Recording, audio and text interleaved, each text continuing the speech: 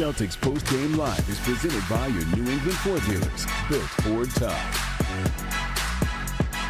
All right, what's happening to Celtics Postgame Live? Celtics falling 112-105 to the Detroit Pistons at TD Garden tonight. A game in which the Celtics led by 4 at the half. Then the third quarter, you saw things shift.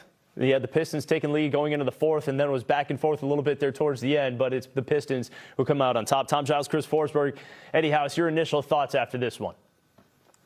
I thought it was a good basketball game. Besides the result, of us not getting the W, I thought it was a good basketball game. I thought you seen physicality. I thought you seen guys executing at times. And I thought you also seen guys that stepped up in certain situations. I think that we could have been a little bit better in certain situations on the offensive glass. That one particular play where Tobias Harris was able to get that put back. I mean, they got a bunch of shots right there that sometimes that shifts the momentum of a basketball game. And we weren't able to really grasp the momentum like that. It was nip and tuck until they were able to do it. And, that's the reason why they're in first place right now. Yeah, and I think that was the first play of the first quarter, right, where they give up the 2 offensive rebounds. Joe calls the immediate timeout. There were just too many instances in this game where the Celtics lost their way, and some of it wasn't their own fault necessarily, but Jordan Walsh kind of got taken right out of this game with the whistles and just could never get comfortable and play the defense to the physicality that he wanted to. Ugo, the same thing. The end of the third quarter, Ugo goes in there and gets blown by and then turns the ball over. Tough way to finish that quarter, not getting the rebounds to start the fourth quarter. It all sort of adds up. And so when you then lose the shot margin, you don't win the three-point battle, it's really difficult. As good as JB was and as good as Derek White was in the fourth quarter to make up for all the missteps along the way. An unusually high turnover night for the Celtics. They very rarely lose the turnover battle. So just all the little things add up and get you at the finish line. As Eddie said, a fun game, playoff-like vibes, despite that 40-minute third quarter, with all the whistles. But you just got to find a way to be better, especially given all the time off you've had. And it's a little disappointing that they weren't just a little bit more crisp. Yeah, there was definitely it was difficult to get any sort of rhythm going in that third quarter when you had 17 fouls, 21 free throws. But as you get back to it and how this thing shifted, and by the way, Chris, 6 turnovers in the fourth for the Celtics in this one. So that certainly played its role in it. But we check out some of the highlights going back to the third when things started to turn here for the Celtics. And again, they were up by 4 at the break and then got outscored 32-24 in the third. And then, outscored 27-24 in the fourth. Here's the third quarter. Taking a look at some of the tape here. Eddie, what did you see coming out of halftime that changed where Detroit was able to take over? I mean, you know what? It was a weird game. I think that the referees kind of got into in the way of the game being, because it's really hard to distinguish how a ref is going to call a game, right? Until it starts happening. Till the game's going to happen, then you're like, okay, this fool is letting us be physical. Now it goes from, okay, we're going to let y'all be physical, to now we're going to start calling things.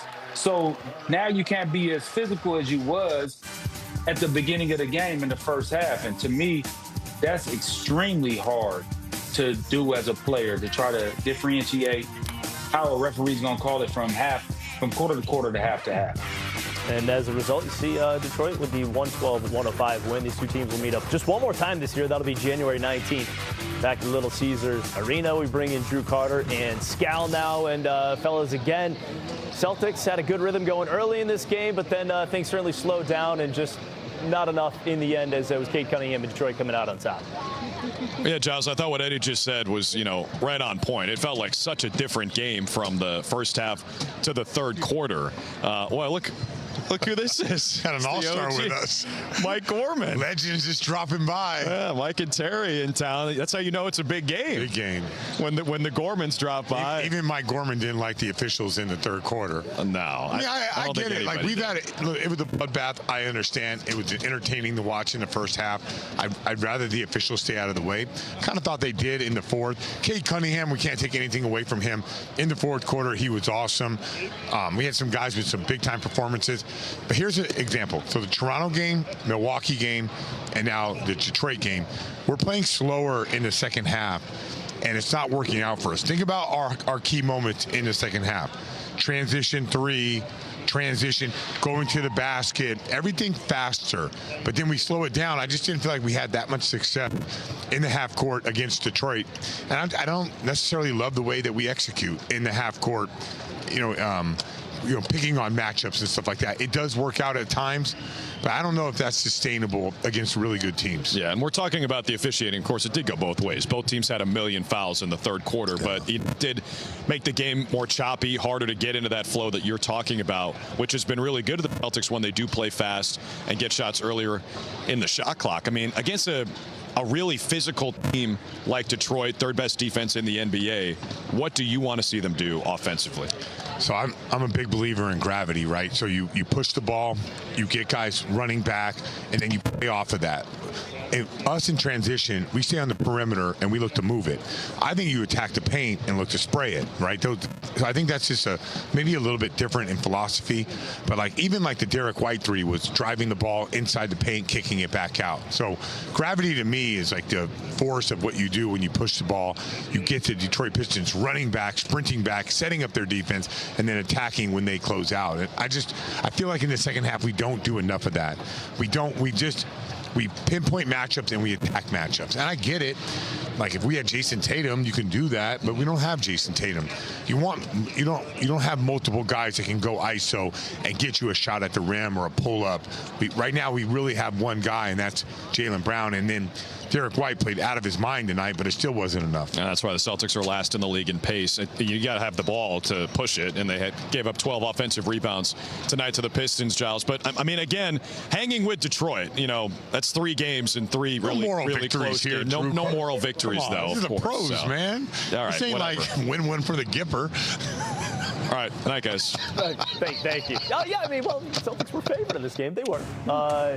But in the end, they lose back-to-back games for the big fourth quarter like that. You can expect good things for the Celtics in this situation, though. Maybe the good things were just outweighed by the fact that Cade Cunningham made those clutch shots down the stretch. It almost felt like the Celtics weren't going to make a run, and then Derek finally kind of gets going, and you're thinking, okay, like when Derek has a good fourth quarter, they find a way. I don't know, there's something special about when Derek gets going, and so he's knocking down the threes, he's making the little floater, he's got his touchback.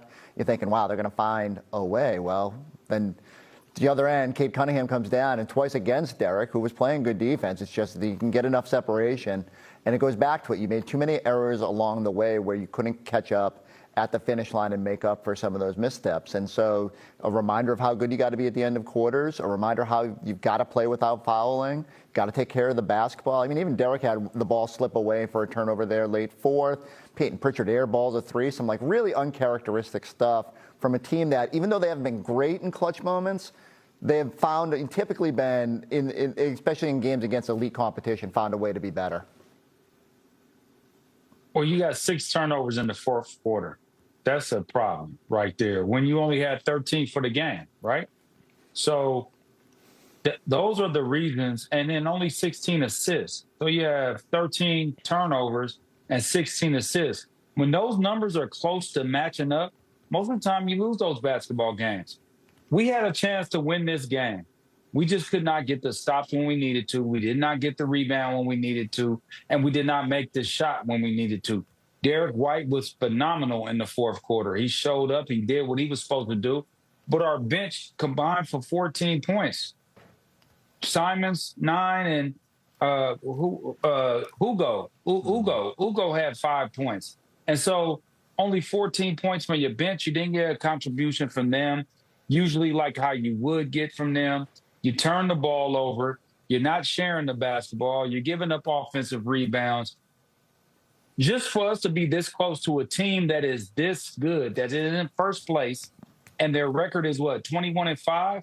Just to be in a game like this with the opportunity to win, you would think we're supposed to get blown out with those numbers that I just rattled off. You know what I mean? But We're right there. We just got to clean up some things. Well, you bring up the bench points, too. I mean, Detroit got contributions really across the board from their bench. They had at least 7 points from 5 different guys coming off there. LeVert, man. Every time he comes in this building. Caris LeVert, reminded of the 51 points he had with the Brooklyn Nets going back to 2020. He only had 13, but they were meaningful points. So they got those contributions. Meanwhile, for the Celtics, pacing the way once again is Jaylen Brown. That's, 8 out of the last 9 now that he's had 30-plus. He had 34 points.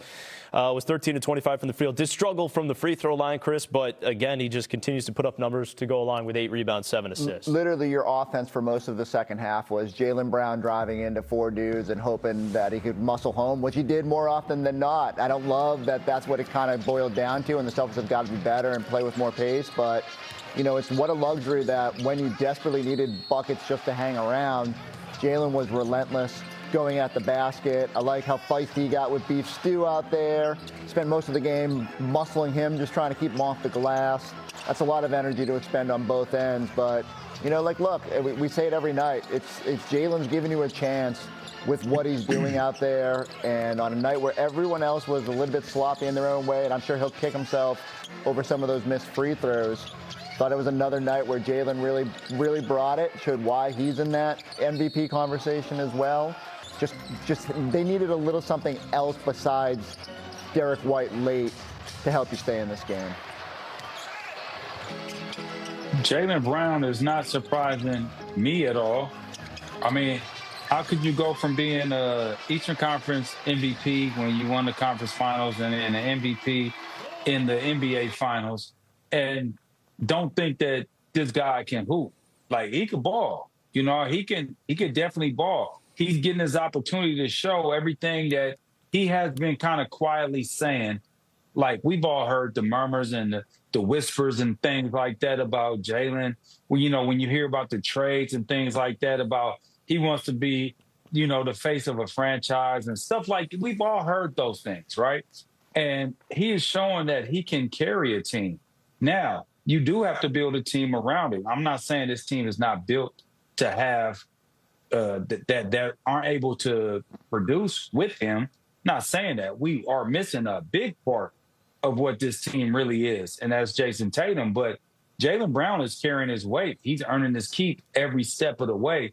It's guys that got to be a little bit more consistent because he has been the consistent player on our team. Everybody else has been up and down. Derek White, I'll give him his credit right now. Derek White has been consistent of late, but he was inconsistent earlier. Peyton Pritchard been inconsistent. But we could say that Jaylen Brown has been consistently consistent. Yeah, you would expect a game where he gets 34 and Derek White gets 31. You expect that to be a win. So I guess when you look at all the other numbers, Eddie, and you look at what Derek White and Jaylen Brown are able to do on the same night, that's a game you would expect them to win, and that's where you probably need more from your supporting cast in this one. All right, meanwhile, we're going to send it back out to TD Garden, find out who won tonight's Tommy Award. All right, Scal, physical game, hustle all over the place. Who's getting the Tommy Award? Well, first of all, I usually give